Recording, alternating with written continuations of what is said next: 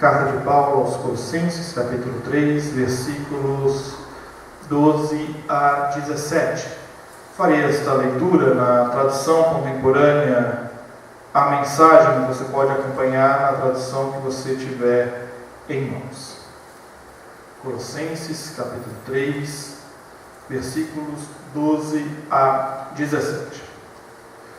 Portanto, já que foram escolhidos por Deus para a nova vida de amor, vistam a roupa que Deus preparou para vocês, com paixão, bondade, humildade, autocontrole e disciplina.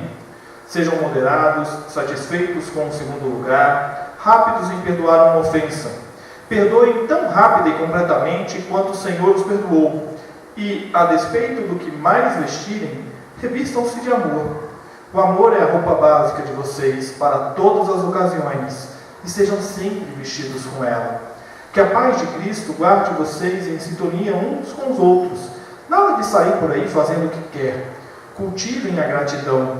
Que a palavra de Cristo esteja no controle de tudo. Deem a ela todo o espaço da sua vida. Orientem uns aos outros, usando o bom senso.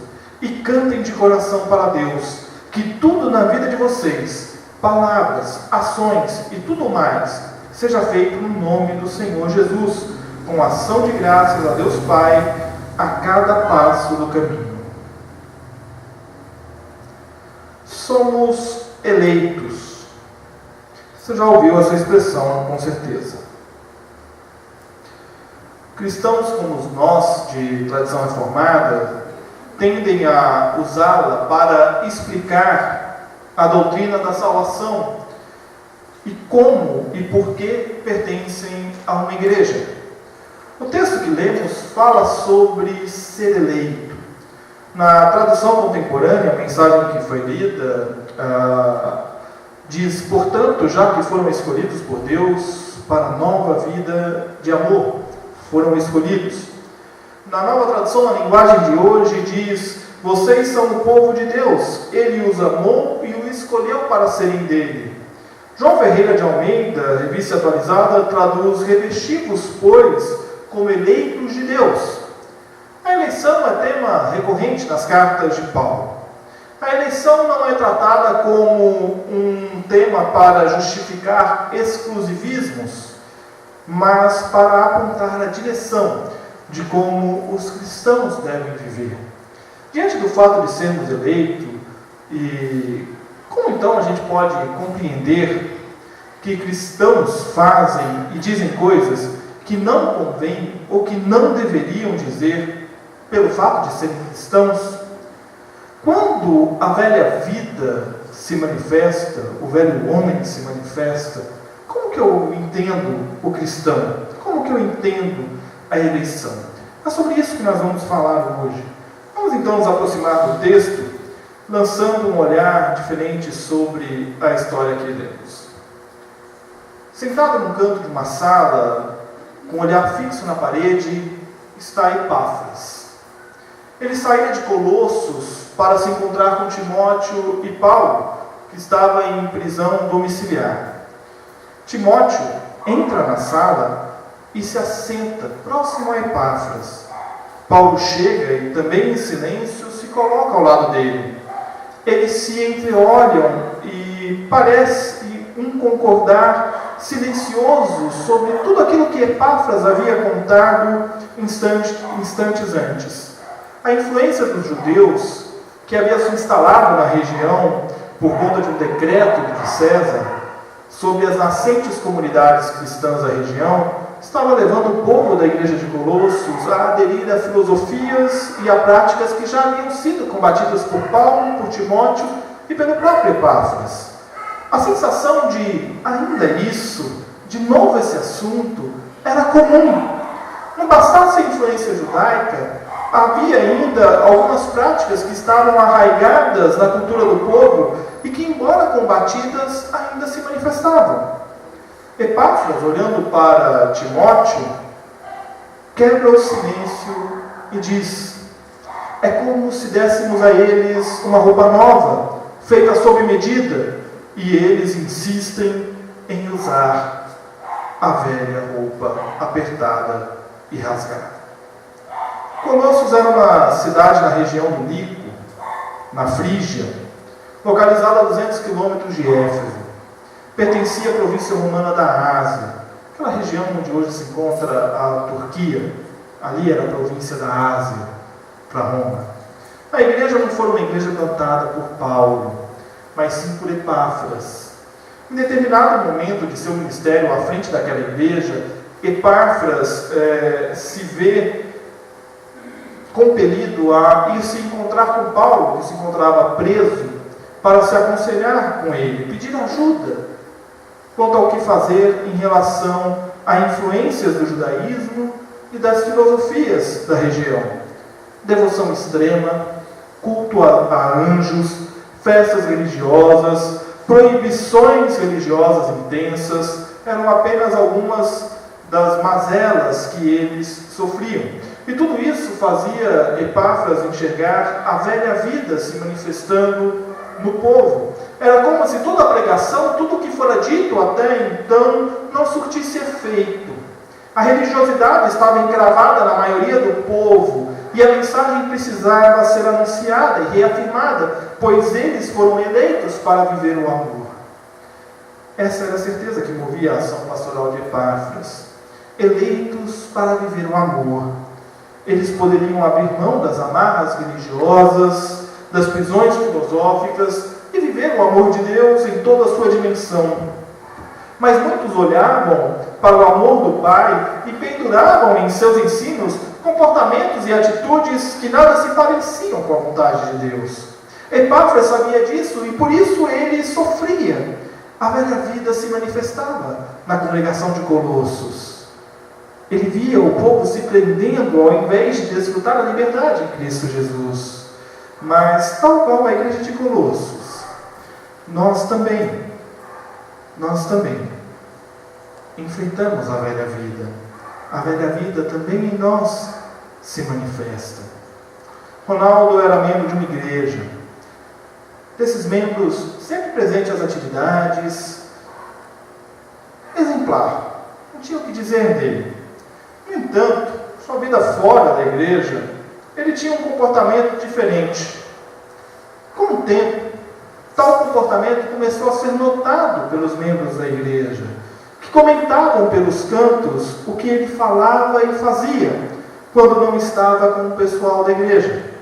Aos poucos, o mau testemunho de Ronaldo acabou por contagiar os demais membros com dois outros maus testemunhos. O da conivência com o erro e o da fofoca. Em ambos os casos, a velha vida ainda era latente nos dois, tanto em Ronaldo quanto nos membros da comunidade. Assim como na igreja de Colossos e na história que nós contamos, muitos cristãos vivem distantes da vontade de Deus. Nós somos bombardeados todos os dias com imagens e notícias que bem refletem o verso 5 do texto de Colossenses 3. Dia após dia, nós nos acostumamos a ver a promiscuidade, a impureza, a imoralidade, e não achamos tão ruim assim ver tudo isso na televisão. É apenas mais uma cena que passa, né? Também não achamos tão ruim assim fazer a nossa vontade. Afinal de contas, a gente vive para ter a nossa vontade, né? Satisfeita. Realize os seus sonhos, não desista deles. É uma mensagem ruim? De todo não. De todo não. Nós consideramos que nossa vida, muitas vezes, nada tem com a igreja. Que a igreja, muitas vezes, nada mais é do que um adendo na nossa vida. E achamos que padrão moral e ético é coisa de pessoas mais retrógradas, mais velhas. A gente não liga muito para esse negócio de padrão moral e ético, né? Isso é uma coisa meio fora de moda, porque afinal de contas, cada um tem o seu padrão moral e o seu padrão ético. A gente não precisa muito disso aí. Daí nós cantamos e lemos a Bíblia como um ritual semanal de devoção a Deus, mas na verdade nada faz diferença nas nossas vidas. Queremos e dizemos que estamos de roupa nova, mas quando olham para as nossas atitudes e palavras, nós estamos com uma apertada e rasgada roupa velha. Queremos e dizemos que somos nova criatura, uma nova pessoa, mas agimos como escravos deste mundo e não como escravos de Deus. Nós somos eleitos para viver o amor. E tal eleição não nos dá o direito de apontarmos dedos acusadores por aí, mas nos dá o direito, enquanto cristãos, de exortar e de orientar uns aos outros. Nós vivemos tempos em que tem sido cada vez mais difícil. Eu, em março do ano que vem, eu completo 10 anos de ministério pastoral. É pouco tempo, mas também não é tão pouco assim, para já perceber uma mudança que há nas pessoas, a dificuldade que é para um pastor, para uma pastora, exortar um membro da igreja. Como é difícil a gente chegar e falar: olha, meu irmão, você está errado, você me desculpa, mas esse caminho que você está trilhando não é o caminho que Deus quer para a sua vida. Porque quando a gente faz isso, as respostas que nós recebemos, geralmente elas são padronizadas. Pastor, dessa área da minha vida cuido eu. Pastor, quem é o Senhor para falar isso? Pastor, eu não me dei intimidade para tocar nesse assunto comigo. E a gente acha que o pastor é um entrão na vida da gente, quando na verdade o que ele quer é apontar direção, é corrigir, é pastorear. E nós vivemos dias em que as pessoas cada vez mais se acham donas de suas verdades e cada vez menos se submetem à vontade de Deus. Muitos se posicionam como eleito de Deus, muitos, mas poucos se submetem ao amor transformador. Poucos aceitam que os seus erros sejam apontados e muito menos se submetem a um discipulado, a uma caminhada que visa corrigir, que visa transformar. Porque estão nos vendendo uma falsa ideia de que nós não precisamos ser corrigidos, de que nós não precisamos ser transformados. Olha, meu irmão, minha irmã, a eleição não é para a inclusão nem para a exclusão de ninguém. A eleição nos leva a nos sujeitarmos uns aos outros em amor. É mais ou menos isso que está na tradução João Ferreira de Almeida. Suportai-vos uns aos outros em amor. E se eu tenho que me sujeitar a você em amor, quando você chega para mim, com todo o amor do mundo, e diz: Pastor Giovanni, o senhor errou, e está aqui na palavra, o que o senhor fez não está certo, eu não tenho que ficar me debatendo, eu tenho que me arrepender e mudar. E o inverso também é válido, porque a exortação e a correção existem para todos, para todos nós. Nós precisamos assumir a nossa responsabilidade diante do amor de Deus. Nós amamos a Deus, nós achamos maravilhoso estar na presença de Deus, cantar louvores, ouvir a mensagem. Mas nós precisamos assumir a nossa responsabilidade, é o que Paulo enfatiza no verso 7 e 8. Não faz muito tempo vocês viviam fazendo tudo isso, sem conhecer nada melhor, mas agora que sabem mais, abandonem tudo de uma vez.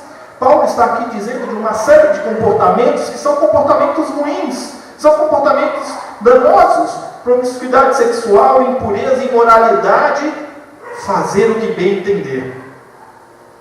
A gente vai até a terceira, promiscuidade sexual. Isso é perigoso, isso é um problema.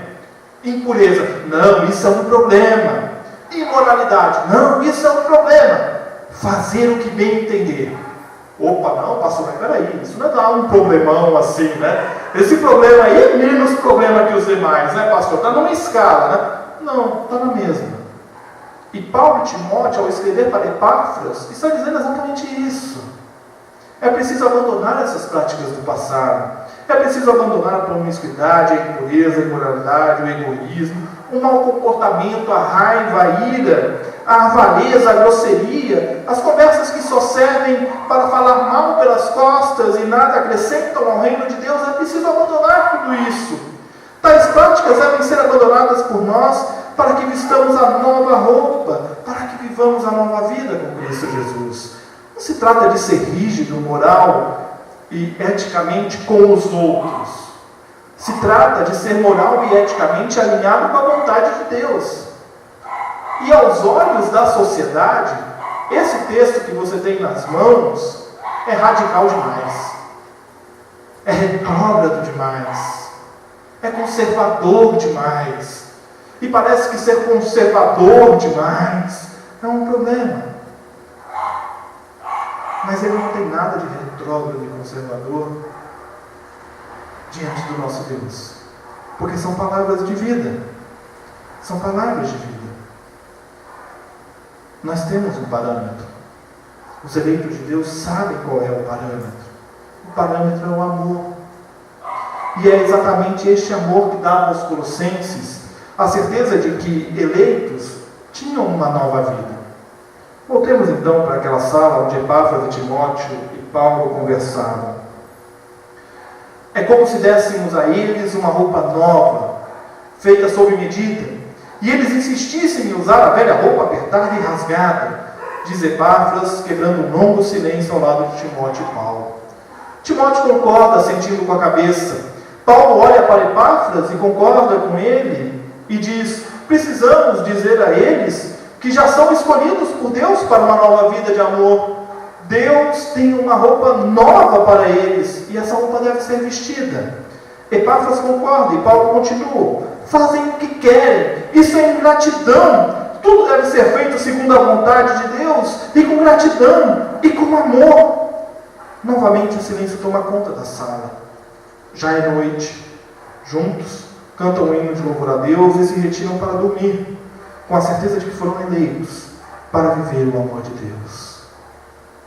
O amor de Deus se revela em Cristo Jesus, e por meio dele nós temos nova vida. Epáfras sabia bem disso, e era isso que ele pregava na igreja de Colossos. Paulo, ao escrever aos Colossenses, retoma este tema e aponta para a necessidade de viver valores que são eternos: compaixão, bondade, humildade, autocontrole, moderação, contentamento, perdão. Todos estes valores compõem o tecido da nova roupa, fazem parte da nova vida. A nova vida deve ser vivida e alicerçada na paz de Cristo, que dá o tom dos relacionamentos. Submissão a Cristo tem relação direta com a gratidão por sermos salvos. Ele é o Senhor de nossa vida. E é Deus, não eu, não você. É Deus quem escolhe os seus.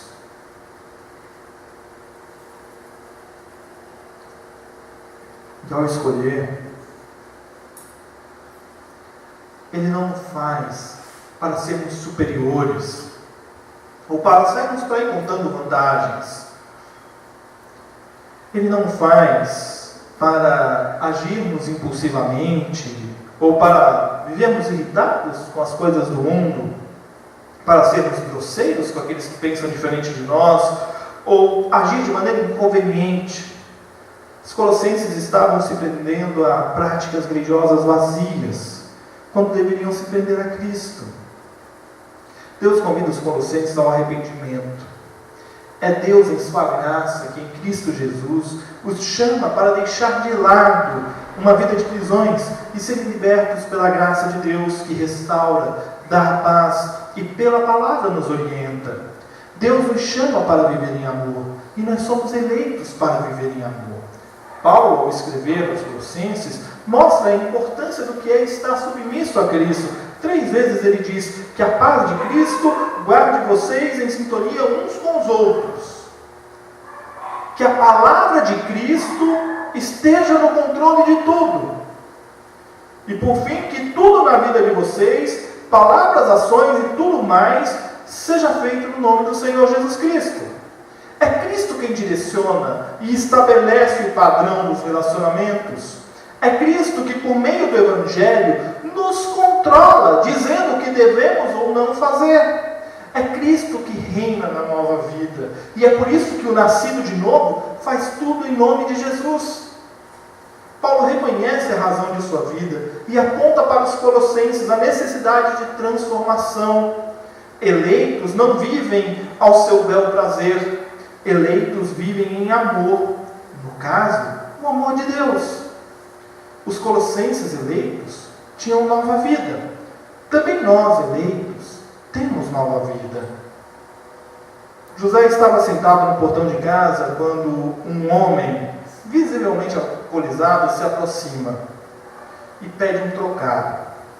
José respira fundo, olha para os lados, olha para dentro de casa e pensa em como ele vai ajudar aquele homem. Volta-se para o pedinte e convida-o a entrar. Nos fundos da casa, José tinha uma edícula. Ele leva o homem até lá, o convence a tomar um banho, pega uma roupa sua no guarda-roupa, limpa, boa, leva e dá para o homem se vestir. Banho tomado, a esposa de José passa um café daqueles bem forte, para matar, o efeito do álcool, sabe, aquele que derruba, bem forte mesmo. Passa um café bem forte, pega um bolo de fubá que ela tinha acabado de fazer, põe na mesa, e todos se sentam na mesa da sala e começam a conversar, e José tenta entender por que aquele homem chegou àquele ponto.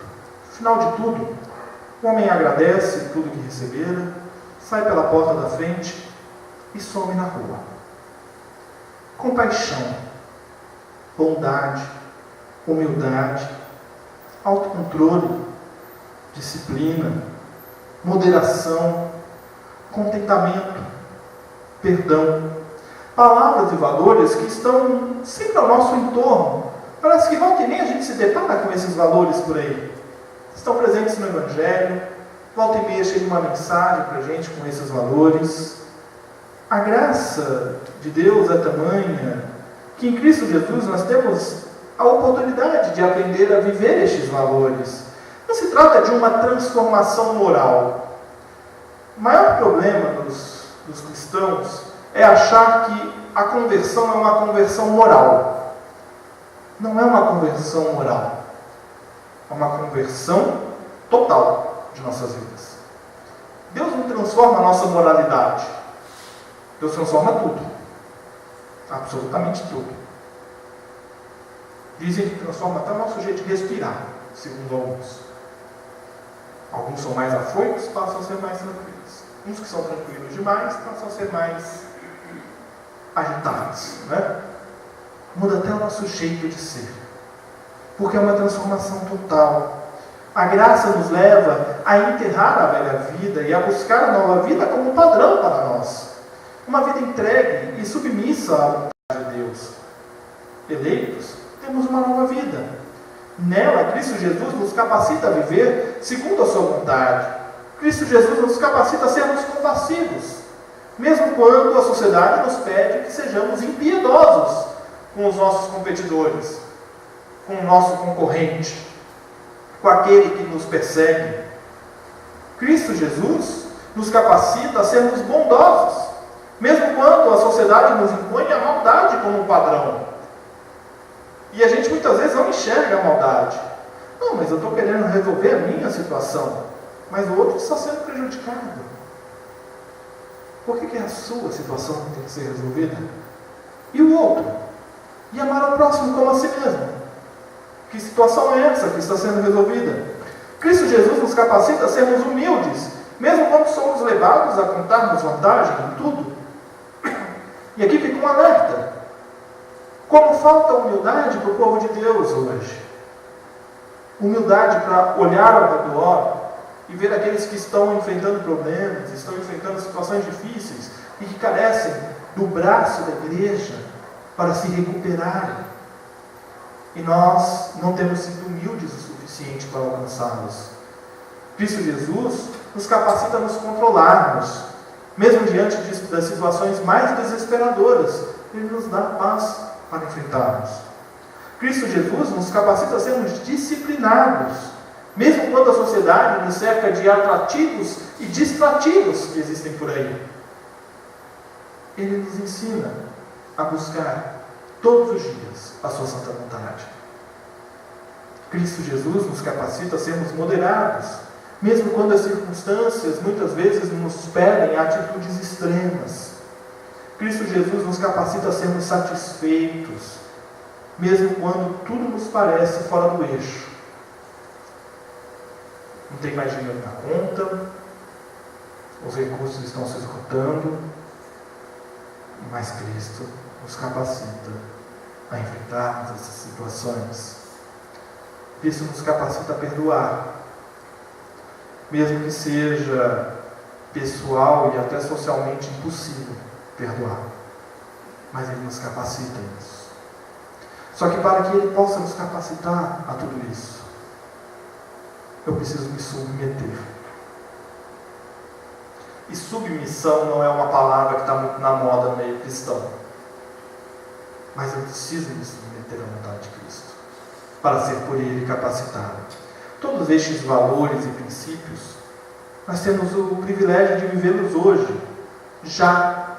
Aliás, vivendo-os, testemunharemos do amor de Deus. E daí a gente consegue compreender a dimensão das palavras de Jesus em Atos 1:8, vocês serão minhas testemunhas. Vocês vão demonstrar na vida de vocês o que eu demonstrei na minha. Vocês vão pregar com as atitudes de vocês, vocês vão pregar o Evangelho.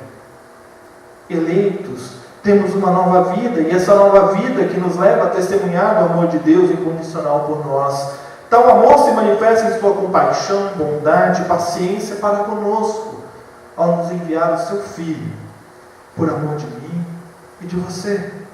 Eleitos, temos uma nova vida. Somos eleitos para viver em amor. Concluindo, nossa caminhada cristã, por diversas vezes, a velha vida se manifesta. Quando deixamos de lado os valores do reino para viver a nossa vontade, manifestamos a nossa velha natureza. No entanto, quando isso acontece, a gente não tem que se desesperar, a gente não tem que perder a cabeça, a gente não tem que se entregar, muito pelo contrário, nós devemos confiar que o perdão de Deus, está acessível a todos aqueles que o buscam. Perdoem tão rápido e completamente quanto o Senhor os perdoou. Percebe? Ele nos perdoa rapidamente. Ele não deixa para amanhã, Ele perdoa já.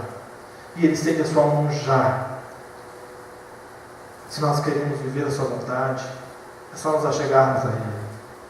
Diante de tudo que dissemos até aqui, concluímos que de nada adianta nos apresentarmos como cristãos se não buscarmos a santidade e a transformação de nossas vidas para o parâmetro de Cristo.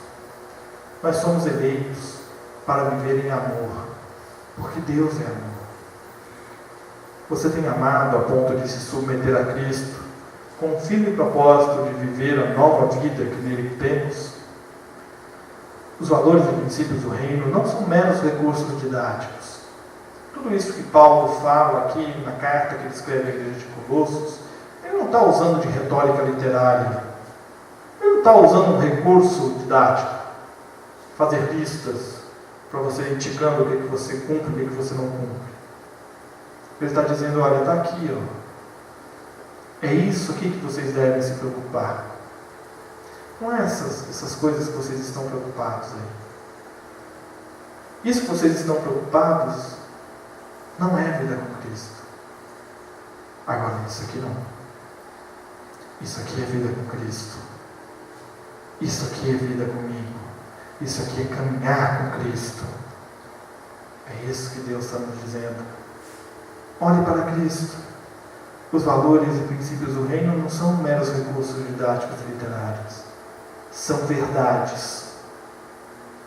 E num mundo onde cada um tem a sua verdade, eu e você somos intimados e eleitos por Cristo e em Cristo para viver estes valores. Por quê? Porque nós somos eleitos. E porque nós somos eleitos, nós vivemos o amor de Deus. Que Deus nos abençoe.